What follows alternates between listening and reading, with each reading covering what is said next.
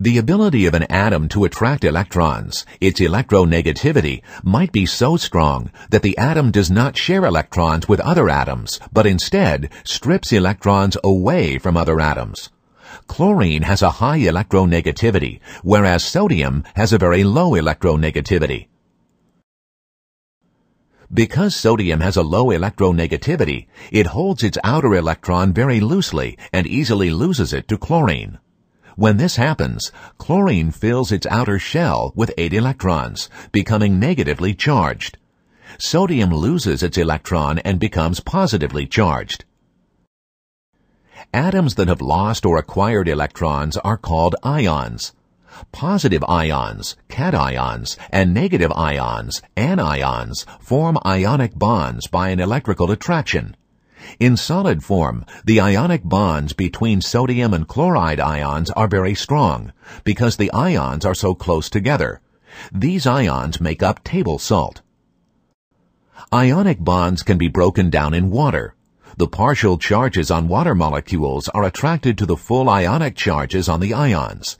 When the solid dissolves, it breaks down into separate ions, each surrounded by a sphere of water molecules.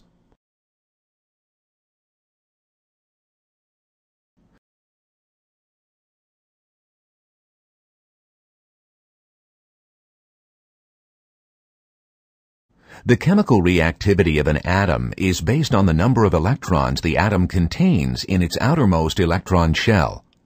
Electron shells are depicted here as circles around the nuclei of the atoms. Each shell contains electrons with particular energy levels. Let's examine the electron shells of the element argon. The first electron shell holds just 2 electrons. These are electrons at the lowest energy level, the shell that electrons of an atom fill first. The next 2 shells can each hold 8 electrons. Argon's third and outermost shell is already filled to capacity, making this element extremely unreactive or inert.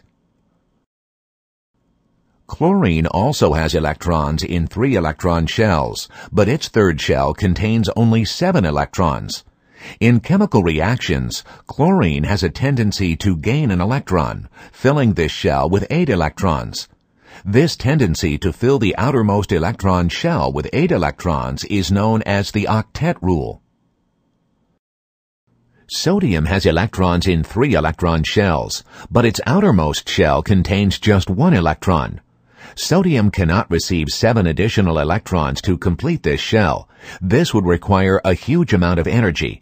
Instead, sodium has a tendency to lose its outermost electron, leaving this atom with 2 filled inner shells. In general, elements with filled outer shells are inert, but atoms of all the other elements are chemically reactive and can form chemical bonds with other atoms. A chemical bond is an attractive force between atoms. Bond formation relies on the ability of atoms to share, donate, or receive electrons from other atoms.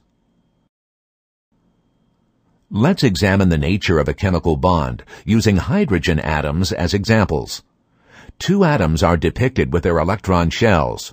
2 others are depicted more realistically, showing a region of space around the nucleus where the electron has a high probability of being found. This region is an electron's orbital. If 2 hydrogen atoms approach each other, the positively charged nucleus of one is attracted to the negatively charged electron of the other. The orbitals merge, and the electrons are then equally attracted to and shared by the 2 nuclei. The electron-rich region between the nuclei binds the atoms together.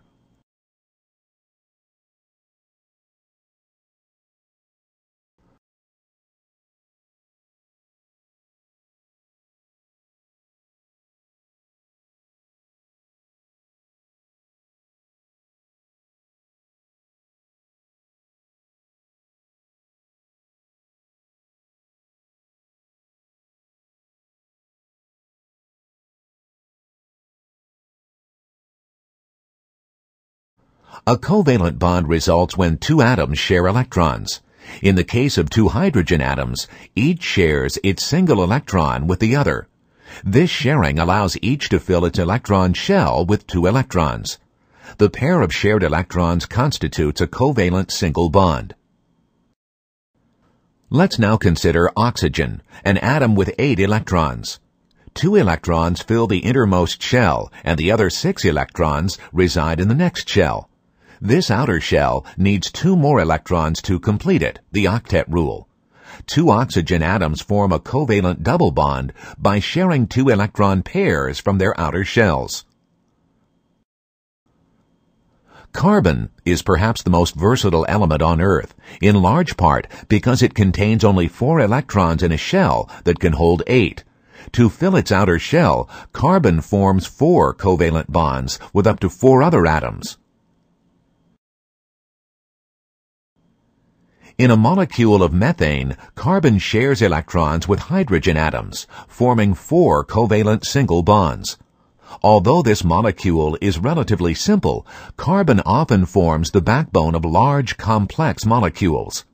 With each carbon atom able to bond to 4 other atoms, carbon-based molecules are incredibly diverse.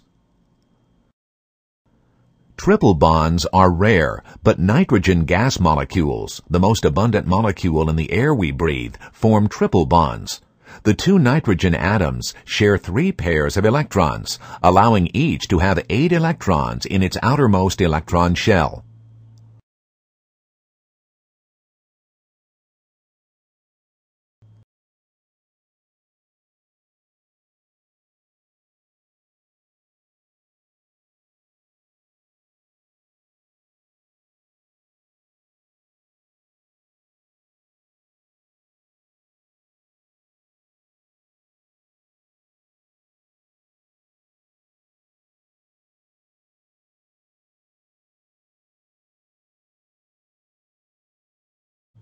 In a covalent bond, 2 atoms may share electrons equally or unequally. In cases in which both atoms are of the same element, such as in molecular hydrogen or molecular oxygen, the electrons are shared equally by each atom. Sharing may be unequal between atoms of different elements, such as in the carbon and hydrogen atoms of ethane, or the hydrogen and oxygen atoms of ethanol. For these molecules, we need to consider a concept called electronegativity, the ability of an atom to attract electrons. Oxygen has a high electronegativity, meaning that it strongly attracts electrons. Hydrogen has a much lower electronegativity. The shared electrons are drawn closer to the oxygen atom of ethanol. Because oxygen draws the negatively charged electrons closer to itself, it becomes slightly negative in charge, indicated by delta minus. Hydrogen, which doesn't hold the electrons as closely, becomes slightly positive in charge, indicated by delta plus. A covalent bond in which electrons are not equally shared is a polar covalent bond. Now let's examine the covalent bonds in ethane. All of the bonds are formed between carbon and hydrogen, which have similar low electronegativities and attract shared electrons nearly equally. No atom in ethane takes on a significant partial charge.